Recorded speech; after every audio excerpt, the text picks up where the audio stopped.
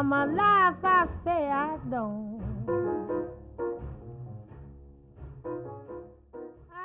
Hello ladies, and welcome to another episode of Cooking for Your Man. Today's recipe was actually created by my husband.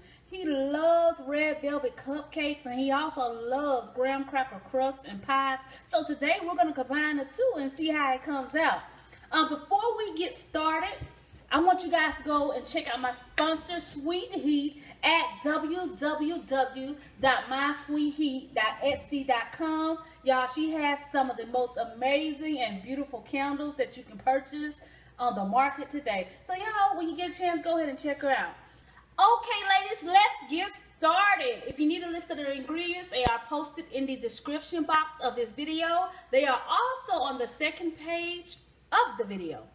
First of all, we're going to go ahead and add our butter to our 1 cup of sugar. And ladies, if you ever purchase butter and it's still cold and you need it to be room temperature, a good trick is to pop it in the microwave. Not on cook. You want to put it on defrost. So we're going to take our stick of butter, pop it in the microwave on auto defrost. We're just going to put anything and press start. And we're going to check on it in a couple of seconds. Don't leave it in too long because you will have melted butter, and melted butter is not invited to this recipe, ladies. Alright, ladies, I got a little beside myself and I forgot to wash my microwave. As you can see, my butter melted on me. That is not what you want, ladies. We're going to try this one more time. Even the most seasoned cooks make mistakes, so don't be afraid to make mistakes. It never ruins your recipe, especially when it's something as simple as butter. Honey, you can do that again. No worries. Alright ladies, this one's a little bit better than the first one.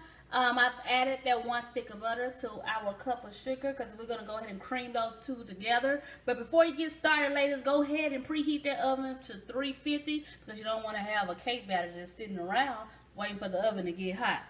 Alright, we're going to cream this sugar and butter together. Once you finish creaming your butter and sugar together, ladies, go ahead and add that 1 egg to the mixture. And blend thoroughly. As you can see in this bowl, I've added 1 bottle of red food color and 1 tablespoon of cocoa powder, and I blended that really well. And we're gonna go ahead and add that mixture to our sugar, egg, and butter bowl. Once you get that added, go ahead and blend it well. Now that that's mixed very well, we're going to add our flour and buttermilk. You want to start with flour and you also want to end with flour. So what I'm going to do is add half of this flour to our mixture and blend it.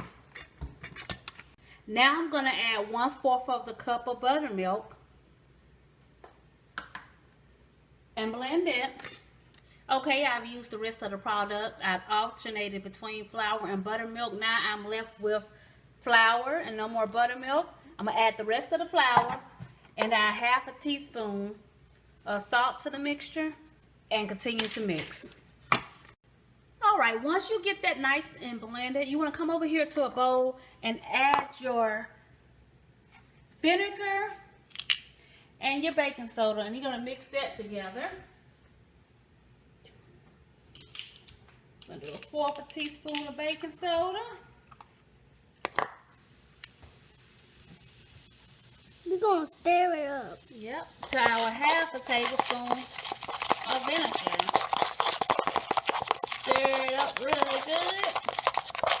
Add it to the mixture along with your vanilla. Those are the final ingredients that are going in our red velvet pie cake. I don't know what to call it. Done mixing your batter, ladies, your batter should be of this consistency. It should not be liquidy or watery in no way, shape, form, or fashion. If it is, honey, you did something wrong, and I'm sorry to say you have to start all over. We want that batter to be nice and fluffy and thick. Over here we have our pie crust. We're going to set that aside, and we're going to add, I have a cupcake liner right here, and I'm going to add 2 spoonfuls of that red velvet cake mix to a cupcake liner. That's for the end of our pie. It's going to be a garnishment on top. All right. Now, just take that cake mix and put it in that pie filling, honey.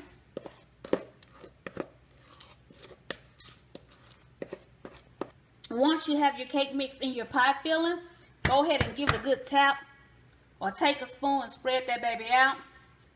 Because I just thought about it. We don't want to tap it and break our graham cracker crust up.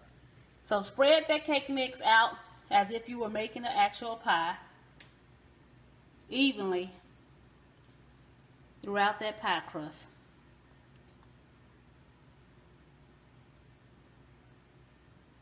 It looks like a pie right now, like you can eat it, but it's actually cake mix. There we go. And y'all, if y'all like me, y'all love to lick the spoon, don't be afraid. That is so moist and fluffy. I would record me, my daughter, and my son fighting over these spoons and the bowl. Because every time I do this, there's always a big fight. Now that would be a YouTube video.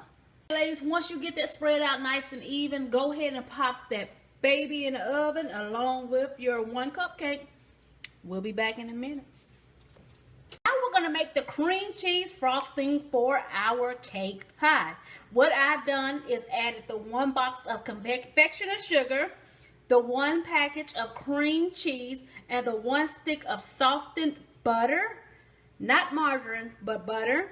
And we're going to blend that very well until it's nice and creamy. With your cream cheese frosting, ladies, you can also customize it however you like. You can add a tablespoon of vanilla extract. You can add a tablespoon of almond extract. And I promise you, you're going to love it. All the extracts that are available at the grocery store, the possibilities for this recipe, this cream cheese frosting recipe, are unlimited. So we're going to go ahead and mix this up, ladies. Boom. Okay, ladies, we got our frosting nice and blended. Like I said, you can customize this. You can add food coloring. You can add flavor. You can add whatever you want to this basic cream cheese frosting recipe to make it your own. Okay, as you can see, our pie cake and our cupcake are done and have completely cooled. Please keep in mind, ladies, that when you're cooking your pie cake and your cupcake will cook faster than your pie cake. So you want to remove that from the oven before you remove your pie cake. Also, to check to make sure that your pie cake or cupcake is done, take a toothpick, stick it in the middle of your pie cake or your cupcake. If it comes out clean with no red traces, it is done, ladies. Now that our pie cake has completely cooled, it's time to frost.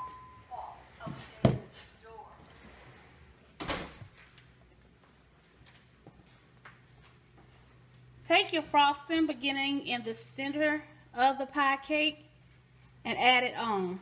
Y'all, for some reason I cannot find my spatula, so I'm gonna make it do with this spoon. As you can see, I got rid of that spoon and grabbed your standard knives, and it's doing an awesome job of frosting this pie cake. I don't know what happened to my spatula. Knowing my daughter, she probably threw it away when she was washing dishes. Just so she wouldn't have to wash it. Didn't you? As y'all can see, she never talks. She's the ghost behind the camera. Alright. I've got the frosting nice and spread it across the pie evenly. Now we're going to add the cupcake garnishment to it. Alright, ladies, I've taken that cupcake that we've crumbled up and I've added to the outer edge of our red velvet pie cake just as a garnishment. It's not necessary if you don't want it, but I just think it makes the pie cake look a whole lot better. There you have it. That's it. Easy, simple, and delicious red velvet pie cake. I hope your man enjoys it as much as my man enjoyed it. Thanks again for watching another episode of Cooking for Your Man. And don't forget to click that subscribe button below. Ladies, y'all have a good night.